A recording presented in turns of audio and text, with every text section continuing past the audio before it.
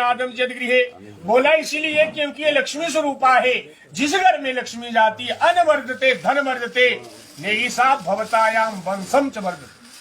यहीं से ही सब कुछ बढ़ेगा बाप का है। बोले तो इस लड़की को पता होना चाहिए चीनी का डब्बा कहाँ है, चाय पत्ती कहाँ है, आपके घर में सीढ़ियां किस तरफ से है। अगर इसको पता नहीं होगा तो क्या होगा। जिस पुरुष की इज्जत पत्नी के पास नहीं है उस पुरुष की इज्जत बाहर भी कहीं नहीं। बड़ी सभा में बाकी लोग तो बोले आप आप आप आप आप अगर वाली है तू क्या कर रहा है भाई। बोलो क्या इज्जत रहेगी कोई इज्जत। बोले इसलिए क्या है धन धान्यम मिष्ठानम व्यंजनादम चयद गृहे। कल को कोई आपका मित्र सखा आएगा, मान लो आप घर में नहीं है, नेगी साहब घर में, अनुराधा बोलेगी नहीं साढ़े घर कोई नहीं नड़ो तो दे। अगर ये ऐसा बोलेगी तो कल को आपको मिलेगा आपका मित्र, वाह भाई तेरी पत्नी बड़ी भारी मिठी है ना। एक व्यक्ति से हम तू तड़ा करके बात करते जैसा आपका कोई परम मित्र, अरे तू आया नहीं, तू ऐसा नहीं। अगर वो बड़े दिनों से ना आए फिर आप बोले आओ महाराज आपके आने से हमारा घर पवित्र हो गया, तो क्या सोचेगा इसका मतलब ही है नाराज है मेरे से है? अब ये मान लो किसी का मान सम्मान नहीं करेगी तो सारी आई बलाई आपके सर पड़ेगी। इसलिए घर में कोई आएगा तो इसने चाय भी पिलानी है, इसको चावल का भी पता चाहिए, दाल का भी पता चाहिए, मसाले का भी पता चाहिए। इसलिए क्या बोले लिखा, कितनी सुंदर बात बोली, धन धान्यम मिष्ठानम व्यंजनादम चेद गृहे। भोजन बनाने वाली जितनी वस्तुएं हैं वो सारी किसकी अधीन, अनुराधा के अधीन करनी होगी है। बोलिया मान लो कोई आपके घर में अतिथि आया, बड़ी भर सेवा करी अनुराधा ने, कल को आपको लदरौर में मिल गया, अरे नेगी साहब आपकी पत्नी तो लक्ष्मी स्वरूप आज जाए थे, आपकी पत्नी लक्ष्मी है। बड़ा भारी मान सम्मान किया उन्होंने हमारा। इसलिए इसने बोला कि लड़की को पता नहीं होता है घर में कौन सी वस्तु कहाँ है, इसीलिए उसके अधीन करनी चाहिए। बोलो मंजूर है पहली शर्त, पढ़ो भाई दूसरी शर्त। दूसरी शर्त में बोला गृहे कर्माणि सर्वाणि मया कार्याणि सर्वदा। हे विष्णु स्वरूप भर मैं आपके घर का सारा काम किया करूंगी। और एक बात मैं तुझे भी बता दूं अनु, जिंदगी में याद रखना मेरी बात है, अगर ये बात याद रखेगी तो कभी भी गृहस्थ जीवन में फेल नहीं होगी। थाना जाएगी ना कल तू, तेरी परीक्षा नहीं है वहां पे। किसकी परीक्षा है? तेरी मम्मी की परीक्षा है। क्या सिखाया उनको? पढ़ना लिखना वो तेरा अपना जिम्मा है। घर के काम में पक्का होना चाहिए। तेरे घर से कोई भूखा नहीं जाना चाहिए, आपके घर से कोई प्यासा नहीं जाना चाहिए। ऐसा हो दोपहर पड़ी हो, खूब सारी गर्मी हो, दिन के बजे हो 12, कोई अतिथि आ जावे और अनुरानी विश्राम फरमा रही है चारपाई के ऊपर, नेगी साहब ने बोला अनुराधा खड़ी हो जाए चाय बना, मेरे दिन बढ़ते बनाओ जाके। ऐसा नहीं होगा। दूसरी बात, संत कहते हैं कि स्त्री के चेहरे के ऊपर हमेशा प्रसन्नता चाहिए। ऐसा नहीं होगी जैसे ऐसे तवे जैसा मुंह बनाया है, बाहर से कमा करके आया आदमी और महाराज घर में आप प्रसन्न ना रहे तो सारा किया कराया जीरो। गृहे कर्माणि मया कार्याणि सर्वदा दासीव बंधुलभ। हे लक्ष्मी स्वरूप कन्या, आप बोल रही है विष्णु से, हे विष्णु स्वरूप वर मैं आपके घर का सारा काम किया करूंगी, दासी की भांति रहूंगी, दासी की भांति रहूंगी। और क्या महाराज जी एक बात मेरी आपने याद रखना होता है बाबूजी, जब एक बच्ची 20-25 वर्ष माँ बाप के पास रह करके जाती है तो हो जाता है कई बार मन भी भर जाता है ना, मन भरता है। और जब मन भरता है तो फिर गला भी रुक जाता है, गला रुकता है तो फिर आंखों में आंसू भी आते हैं। कई बार जब याद भी आ जाती है किसी व्यक्ति का कोई आचार विचार नहीं पल्ले पड़े, आपके पिताजी का स्वभाव कैसा है ये से पता नहीं, आपका स्वभाव कैसा है ये जानती है, थोड़ा थोड़ा जानती होगी, परंतु अब और भी ज्यादा होगा। क्यों? आपके गुण अपगुण भी आएंगे सामने, इसके भी आएंगे गुण अपगुण आप सामने, क्योंकि इकट्ठे जो रहोगे। पहले तो फोन के ऊपर बात हो गया, खाना जी हाँ हो गया, सो गए हाँ जी सो गए, आगे ड्यूटी से जी हाँ जी आगे, यही होगा ना। अब घर में तो सारी बात हो है।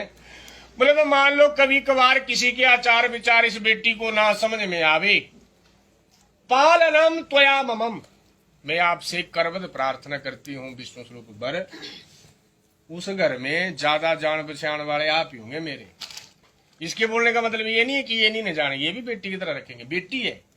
परंतु क्या है, कुछ एक बातें जो होती है वो पत्नी अपने पति से ही करती है। बोले तो आपको सदा पालनम मम, हे विश्व स्वरूप भर, आपने मेरा पालन पोषण करना है। तीसरा थोड़ा सा हिंट दो, क्या है तीसरी शर्त? तो ये दूसरी शर्त है जी, बोलो मंजूर है आपको? धन की वृद्धि और समृद्धि के लिए, धन की वृद्धि के लिए जा रही है। देखिए इसमें बड़ी बात नहीं है, छोटी सी बात है। अन्न वर्धते धन वर्धते। आप मुझे ये बताओ, लड़के वाले बड़े हैं लड़की वाले बड़े हैं? क्यों बड़े? देखो सुनो, बात तो आपकी सही है, बिल्कुल बहुत अच्छी बात बोली आपने। जिसमें हमारे राम जी की शादी हुई ना, राम 14 कला संपूर्ण थे, 14 ही कला थी उनमें राम में, और कृष्ण भगवान 16 कला संपूर्ण थे। राम थे सीधे, कृष्ण थे टेढ़े। जब भी आप राम जी की फोटो देखें तो राम जी सीधे खड़े होंगे मिले, और कृष्ण जी देखे होंगे तो 3 बल होंगे, एक बल मुरली, दूसरा कमर और तीसरा पाव। टेढ़े हैं, मतलब क्या है, जो सीधे से सीधा ना हो उसको टेढ़ा करके सीधा करता है, ठीक नहीं? बोले तो राम जी की जब मिथिला में जनक जी के वो धनुष तोड़ा ना उन्होंने, तो शादी होनी थी, अब बरमाला डाली गई, केसर की कटोरी डोली गई सर के ऊपर, अध्यात्म रामायण है सारा ही। बोले तो वशिष्ठ जी ने, विश्वामित्र जी ने तुरंत ही वशिष्ठ जी को आज्ञा भेजी कि राम जी की शादी होने वाली है, आप ऐसा करो दशरथ को और 2 कुमार और हैं, शत्रुघ्न और भरतुन को भी ले आओ। बोले 4 बेटे आएंगे, 4 बहू जाएंगे, लेके आओ झट से भी। बोले तो चले आए, सारे मुख्य द्वार के ऊपर खड़े हो गए।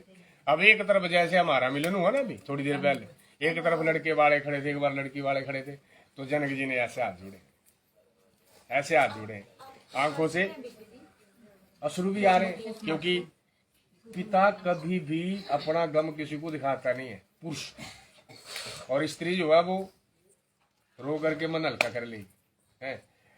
तो जनक जी की आंखों में आंसू थे। तो जैसे दशरथ जी आए ना, तो दशरथ ने नाव देखा ना ताव देखा, वशिष्ठ जी खड़े विश्व में, तो दूसरा वो गए और झट से जनक जी के चरणों में गिर पड़े। जनक जी ने जो हाथ लगाया तो दशरथ को अपने गले लगाया है, गले लगाया। तो जनक जी ने रोते रोते पूछा, बोले महाराज जी आपने क्या किया? मैं बेटी वाला हूं, मेरी बेटी कहाँ जाती अगर आपके बेटे के साथ 7 दिन होती? दशरथ बोलते हैं, अरे बाप रे कहीं के क्या बोल रहे, घर तेरी बेटी मेरे घर में नहीं जाती तो लव कुश कहां से आएंगे? अगर सीता मेरे घर में नहीं जाएगी, दशरथ खुद बोल रहे हैं, तो लव कुश कहां से आएंगे? इसीलिए जनक जी आप बड़े हैं, धन धान्यम मिष्ठानम व्यंजनादम सिद्धि। बोले घर में स्त्री जब जाती है तो वो धन अन्न वंश सब कुछ बढ़ाती है, हर एक चीज बढ़ेगी वहां जाकर। इसीलिए क्या, धन की पुष्टि के लिए मैं तीसरा कदम चलाती हूं। बोलो मंजूर है? चौथी शर्त के बीच में कन्या बोलती है, वैसे हो चुकी है शर्त, मैंने बताया था कि अंदर आपको, आपसे एक ग्रंथि की मैंने करवाई थी ना कि करक चतुर्थी का व्रत करेंगे आप, याद बोला था ना? भवतायाम गौरी आराधनम तत्परा, कि मैं माँ भगवती का, देखिए इसके बीच में रहस्य क्या है। वैसे पुरुष रहता वो दिल्ली में और स्त्री रहती हो घर में, और स्त्री बोले मैंने गुरु धारण करना है, तो नरकगामी नहीं है वो, नरकगामी है वो। क्यों? बोले जब तक पति आज्ञा नहीं देगा तो पत्नी कोई व्रत भी नहीं कर सकती है, गुरु बनाने की तो बड़ी दूर की बात है। जब तक पति आज्ञा नहीं देगा, पति आज्ञा देगा तब वो व्रत करेगी। इसलिए ये आपसे आज्ञा मांग रही है, आप गुरु हैं, गुरु ही मानना बच्चा हमेशा, ठीक है? क्योंकि महाराज सावित्री भी आपकी तरह स्त्री थी, सीता मैया भी आप की तरह थी, है ना? कौशल्या महारानी भी आप की तरह थी, परंतु उनके बीच में कुछ गुण थे। थोड़े से सुख के लिए कभी भी अपनी सफेद चादर रूपी जीवन के ऊपर दाग नहीं लगाना है, क्योंकि ये जीवन बार बार नहीं मिलेगा। किससे चोरी करोगे? मुझसे, नेकी साहब से, परंतु वो परमपिता परमात्मा सबको देखता है, उसकी हजारों आंखें। जिससे चोरी करे, सूरदास बाबा जी पता क्या बोलते हैं? जिससे चोरी करनी से उसको तो हम दिखाते हैं, और जिसको बार बार दिखाना चाहिए उससे चोरी करते जाते हैं, है ना। बोले चोरी उससे करनी चाहिए परंतु उससे तो होगी कभी नहीं, है ना। और जिससे दिखाना चाहिए उससे चोरी करते, आ गए पिताजी छुपा लो, ऐसा नहीं है। बोले इसलिए क्या गौरी आराधनम च तत्परा, हे विष्णु स्वरूप वर, मैं आपकी दीर्घ आयु के लिए मां भगवती गौरा का व्रत किया करूंगी। तो इसी 4 वेदों के बीच, वेदिका के बीच में हम बैठे हैं, तो आप हमें आज्ञा दीजिए कि आप ये व्रत करेंगी। बोलो देते हो आज्ञा हैं। अब 5वीं शर्त के बीच में कन्या कहती है कि मेरे माँ बाप ने मुझे बड़े भारी प्रेम से पाला है। पालिता माता पिता चक्षु बंधुवेन, बोले मेरे माँ बाप ने मुझे बड़े भारी कलेशों से पाला। कलेशों का मतलब पता क्या होता है? कलेशों का मतलब ये है इसके बोलने का कि ऐसा नहीं है कि अनुरानी से मैं घर में आई या इसके पिताजी को दुख हुआ या माता जी को, किसी को दुख नहीं हुआ, परंतु क्या है उस दिन से लेकर के आज तक ये कितनी बार बीमार हुई होगी, कितनी बार बीमार हुई होगी। कई बार तो ऐसा भी होगा हमारे तो सुबह साहब सो जा रे हैं, कंधे पे भी सुलाया होगा, और माँ ने क्या किया होगा, जहां पे बिस्तर गीला होगा वहां से उठाया और सूखे में सुला दिया, माँ खुद गीले में सो गई। पालिते दुखा माता पिता चक्षुबंध भी, मेरे माँ बाप ने मुझे बड़े भारी प्रेम से पाला। तेरे ही मदत्वा, बोले आपके हाथों में मेरा हाथ दिया है, और कदापि नो वाच्यम, हे विष्णु स्वरूप वर जी, कभी भी ऐसी ठोकरें लगाना उस घर में जाकर के कि तेरे माँ बाप ने मुझे कुछ नहीं दिया। क्योंकि माँ बाप के पास एक पुत्री रूप कलेजा होता है, वो निकाला और रखा नहीं आपके हाथों में, दे दिया इनके पास कुछ नहीं है। इसलिए जीवन में कभी भी ठोकरें लगाना, क्योंकि जीवन में एक भगवान से प्रार्थना करो हम हिष्ट पुष्ट रहें, और भगवान जी हम देने वाले बने, लेने वाले नहीं जीवन में बने। लेने वाला कौन होता है? भिखारी होता नहीं है, दे दो महाराज पैसे, दे दो महाराज पैसे। और देने वाला कौन होता है? दानी राजा, जिसका नाम जब तक युग चांद सूर्य तारे रहते हैं तब तक उसका नाम ही अटल रहता है ना। तो ये आपने ठोकने लगानी। और एक शर्त में इसने ये बोला लड़की ने कि महाराज मैं ये चाहती हूं कि जब मैं पैदा हुई तो मेरे आने से इस घर में दिन दुगनी रात चौगनी उनती हुई, अब सुबह में चली जाऊंगी, तो उस समय हम दोनों लक्ष्मी नारायण हैं, तो हम दोनों ऐसा आशीर्वाद देते हैं इस घर को कि मेरे डोली विदा होने के उपरांत भी इस घर में ऐसी ही चहल पहल रहे, और ये घर दिन दुगनी रात चौगनी उन्नति करे, सदा प्रार्थना ममम, ये मेरी आपसे प्रार्थना है। बोलो देते हैं आशीर्वाद ऐसा। अंतिम शर्त 7वीं, अर्ध पुण्यम गृह्यामि नत्वा पाप भागिनी। बात छोटी सी है, रहस्य बड़ा भाई। लड़की बोलती है कि अगर आपके घर में कोई ऐसा काम होगा ना, यज्ञ, कोई कथा ही हो, कोई हवन ही हो, और एक बात हमेशा याद रखो, अगर आप मान लो इकट्ठे रहेंगे तो भोजन इकट्ठे करना है, और हो सके तो पूजा भी इकट्ठे करना जब भी हो। जो पति पत्नी ये दोनों चीजें करते हैं ना, उनका ये तो सुधरेगा पर अगला भी भाग सुधर जाएगा। ये मैं नहीं बोल रहा हूँ, ये शास्त्र लेख है। क्योंकि जब भी दोनों पूजा में बैठते एकाग्रचित्त होकर के, तो मन की जितने भी विकार है, कुकृतियां हैं, वो सारी बदल जाती, और करनी चाहिए भगवान के सामने, नतमस्तक होना चाहिए। ये सनातन पद्धति है, पता नहीं कितना मजाक बना दिया लोगों ने हमारी पद्धति का। कई बार तो ऐसे शर्तें सुनाते हैं ना, तो लोग क्या बोलते हैं, अब करवाएंगे पंडित जी, यहाँ अब करवाएंगे लड़के, लड़का को बैल है भाई, डंडा नहीं करके उससे हाँ करवा। पढ़े लिखे होते हैं बच्चे, पढ़े लिखे नहीं है, कोई बात समझ आती है, कोई नहीं आती तो पूछो, एक बार 10 बार पूछो। और आप मुझे बताओ, क्या आपकी पढ़ाई में ये बातें थी? जो भी आपने पढ़ा, आपने बीटेक की, इंजीनियर करी, लड़की ने जो भी ट्रेनिंग करी, उसके बीच में थी ये पढ़ाई? या कोई बात गलत निकली हो तो आप बोलो। आपके ये 7 खाने नहीं है, 7 वचन नहीं है, 7 जन्मों का साथ है। अगर एक एक बात को नोट किया जावे और समझा जावे ना, बोले तो हमारा जीवन सुंदर बन जाएगा। और सनातन पद्धति की तो लोगों ने धज्जियां उड़ाना शुरू कर दी और उसके बीच में और कोई दोषी नहीं, हम सब दोषी हैं, सबसे पहले दोषी हैं हम। कोई पता नहीं है किसी को, नहीं कहाँ जा रहे हैं, कहाँ जाना है ना, कोई पता नहीं है।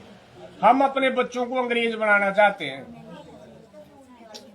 अंग्रेज बनाना चाहते हैं।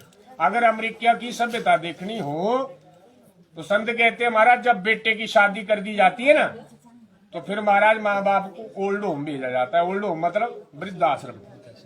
और हमारी पद्धति नहीं है ऐसी।